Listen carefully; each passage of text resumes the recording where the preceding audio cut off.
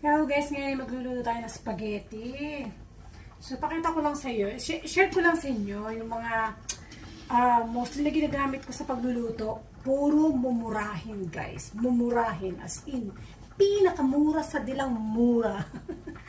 No, I mean, hindi ako gumagamit ng mga branded, yung may mga pangalan. Ayun. Yung nasa pagtitimpla din, ano. Katulad ng ginagamit ko ngayong, ginagamit kong noodles.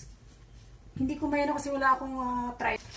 Ayan, ito yung ginagamit kong noodles. Hacendado, sa Mercadona. Mercadona yung pinakamura talagang bilihan. Supermarket. So, ayan, brand nila. Kasi meron dito mga ganito, pero like for example yung Gallo, yan, mga mamahalin yan. Pangmayayaman yan guys. Pero kami, ito lang ang ginagamit namin, pareho lang.